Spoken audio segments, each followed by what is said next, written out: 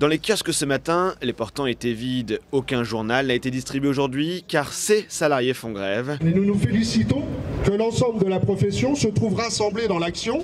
Le texte examiné aujourd'hui au Sénat, la CGT du livre et de la communication n'en veut pas. Le projet de loi vise à réformer le système établi en France en 1947 en ouvrant la distribution à de nouveaux acteurs, une dérégulation dénoncée par le syndicat. On est dans un secteur en baisse quand même sur les ventes. Il y a déjà de la concurrence entre deux messageries qui existent, à la fois ce qu'on appelle nous le vaisseau amiral qui est celle de Prestalis et les MLP qui sont les messageries lyonnaises de presse. Il y a déjà une concurrence entre deux et donc on se dit que rajouter de la concurrence à la concurrence fait qu'à un moment donné tout le monde va se tirer dans les pattes et personne ne va s'en sortir. Le syndicat qui dénonce, je cite, un projet de loi ficelé à la hussarde, sans discussion avec les partenaires sociaux. Pour la CGT, il faut retirer ce texte.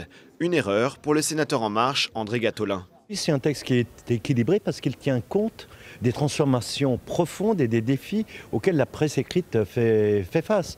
Moi, j'ai travaillé 10 ans au journal Libération, je m'occupais justement de ces questions-là. La baisse des ventes, le développement du numérique, la disparition des points de vente fait que l'équilibre global du système et notamment de la principale société chargée de la distribution de la presse, Prestalis, est inquiétante. Un texte sur la modernisation de la distribution des journaux sur fond de polémique, certains dénonçant l'irresponsabilité d'une grève qui empêche l'apparition de journaux à quelques jours des élections européennes.